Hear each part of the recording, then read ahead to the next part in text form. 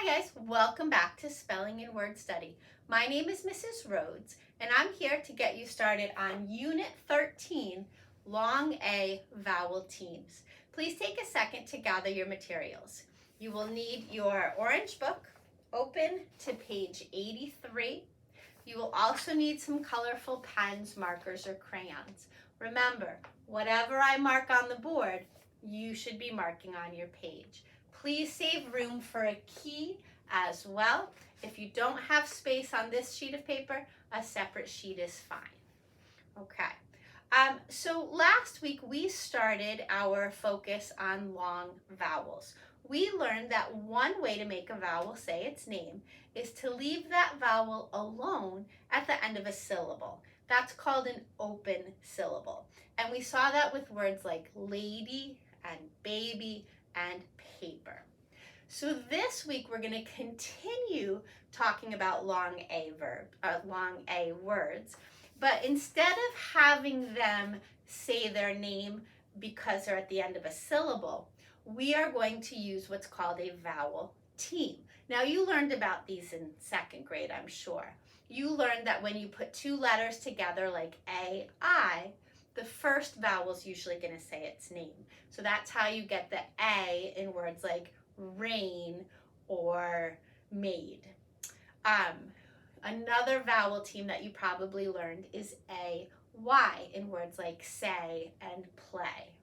Okay, so we're going to see those vowel teams today. They're going to pop up in bigger words, and we're also going to learn about two new vowel teams that can make the A sound.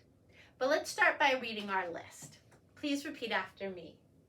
Afraid, betray, delay, details, 8, exclaim, explain, freight, holiday, praise, raise, sleigh, veil, veins, way. Did you hear that long A sound in each word? Great. So let's start, as we always do, by breaking our words into syllables, starting with afraid, betray, delay, details, 8 is one syllable, so we'll leave that alone, exclaim, explain, freight is one syllable, holiday is 3 syllables, praise, raise, sleigh, veil, veins, and way are all 1 syllable words. So over here, pink vertical line equals syllable break. All right, so now let's try to find some of those vowel teams that we talked about. For instance, the AI in afraid, the AI in details, the AI in exclaim, the AI in explain. We see it again in praise and again in raise. So over here, green box equals AI vowel team. Notice the positioning of the AI. Do you notice that it's always tucked in the middle of a syllable, never at the end? Okay, that's important. Another vowel team that's very common is the AY. We see that in betray, delay, and holiday. Okay, over here, orange box equals AY vowel team. Notice where the AY shows up, always at the end of a word or the end of a syllable. That's going to help you, by the way, when you're trying to spell new words and you're thinking, should I use an AI or an AY? We'll look at the position in the word. Okay, here's a new pattern I want to teach you today. The EIGH that shows up in the number 8. Okay, those 4 letters together make one long A sound. We see that again in freight, freight. All 4 letters make one sound. And we also see it in sleigh and way. Okay? There are not a lot of words in our language that have this pattern. There are 4 of them here. You throw in a word like neighbor or neighborhood, and that's pretty much it. There are not a lot of words that take this pattern. So let's just memorize them this week and get them out of the way. So we're going to call that the EIGH vowel team. Okay, 1 pattern left, and this is probably new to you as well, and not a very common pattern. It is the EI in words like veil and veins. The E and the I come together to make a long A sound, which seems a little crazy because there's not even an A in there, but it is what it is, right? Our language is wacky. So, EI vowel team. Okay? 4 different letter combinations that all make the same sound. They all say A. Okay. Now, I want you to notice something. On your list this week, you have 2 plurals. Remember, a plural means more than one. So we have details. If you give someone the details about your vacation, you're not just telling them one thing that happened. You're telling them lots of things. Okay? Let's look at the word veins. Veins are those little tubes that run through your body. They bring the blood, arteries bring the blood from your heart to your body, and then the veins bring the blood back to your lungs so that you can get more oxygen, right? But you don't have just one vein.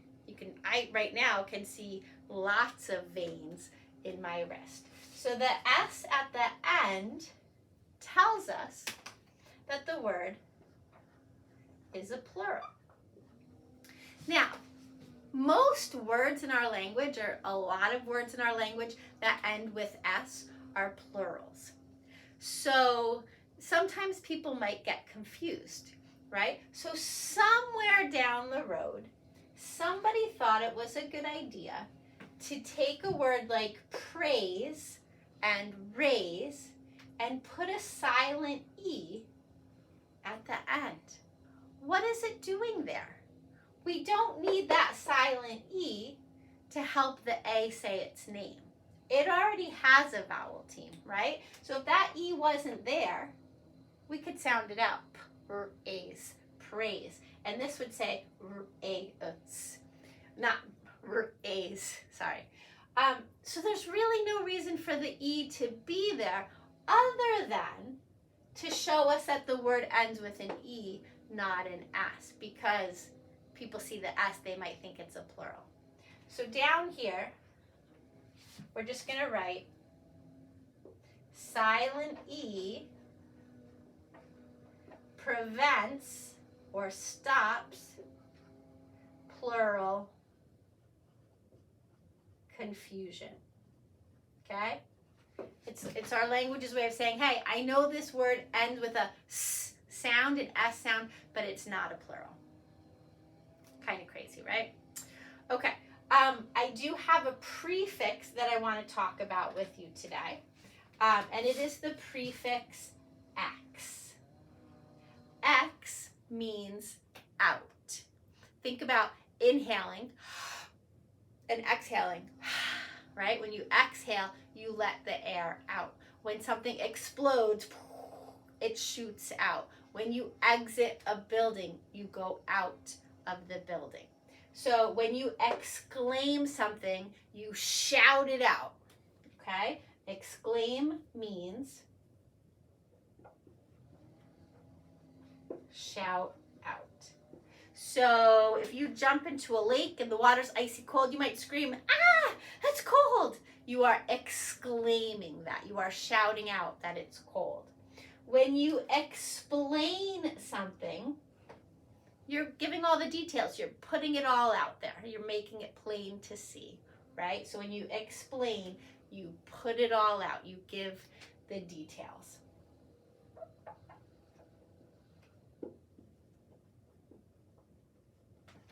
Okay, when you get to page 85, you're going to have more practice with the prefix X. You're going to put the prefix X in front of all these word chunks to make new words like exclude, exit, export, explain, and then you're going to use some of these words to fill in the blank on the bottom, okay?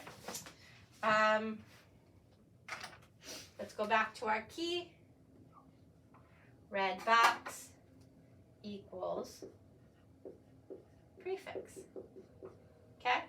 Those, well, there are other prefixes, but those are the ones I want you to focus on this week. Okay, let me get my blue marker. And now the last thing I want to talk about is parts of speech. Because last week, you were asked to sort words by nouns and verbs. This week, when you get to day 3 on page 86, you're going to get a list of words and you're going to sort them by nouns and verbs. So I want to just quickly go through our list, and as we talk about the meanings, I want to make sure you know which words are nouns, which ones are verbs, which ones are adjectives, okay? So starting with afraid. If you are afraid of the dark or afraid of monsters, that is describing your feelings. So that is what we call an adjective. So I'm just going to put ADJ for adjective. If your best friend tells you her deep, dark secret, and then you tell everybody else, you have betrayed her, right? You have turned against her. She thought she could trust you, but now she can't. So when you betray someone, that is a verb, okay? When you betray someone, you lose a person's trust. Okay? They don't trust you anymore because you said or did something hurtful. If you delay your trip, like let's say you were supposed to fly out today, but because of the weather, you're going to fly out tomorrow instead, you have delayed your trip. That is something you do, or the airline does. So to delay is to put off, to wait until later, and that is a verb. Details are things, right? If you give someone the details, you're giving them a list of stuff. So that is a noun. 8 is usually used as a describing word, right? I have 8 pairs of pants. I have 8 friends. I have 8 boxes of cereal. That is a describing word. So we call that an adjective. If you exclaim, you shout out. That's a verb. If you explain, you give all the details. That's a verb. Freight is a thing. If you think about trains, there are trains that take people from place to place. Those are called passenger trains. And then there are trains that bring goods, boxes and barrels and cases of stuff. Those are called freight trains. So freight is all the stuff that you're bringing from one place to another. So that is a noun. A holiday is a noun, right? Praise can be a noun, right? Kind words, that would be praise. But you can also praise someone. If you say, oh, you're such a good friend, you're so helpful, you are praising someone. If you raise your hand or you raise rabbits, that is a verb. That's something you do, right? But if you get a raise at your job, you've been working really hard and now your boss is going to pay you more and she says, hey, I'm giving you a raise. Well, now that's a noun. A sleigh is like a sled, right? Think about Santa's sleigh full of toys. So that's a noun. A veil is something that a woman wears to cover her face. Think about like a bride on her wedding day. She might wear a veil. Sometimes it covers her face. Sometimes it covers the back of her hair. But that's definitely a thing. Veins, those little blue lines, squiggly lines in your arm, those are things. And then way, well, be careful because this is a homophone. There's this kind of way, which means like, which way are you going? This is what you do on a scale. You are at the grocery store and you want to see how much the apples weigh, so you put them on a scale. So this is something you do. Okay? So I don't have room on my key, but if you want, you can add this. The V stands for verbs, the N stands for nouns, and the ADJ stands for adjectives. Okay? You should have plenty of information now. You should be ready for this sort. So good luck, and I will see you next time. Bye-bye.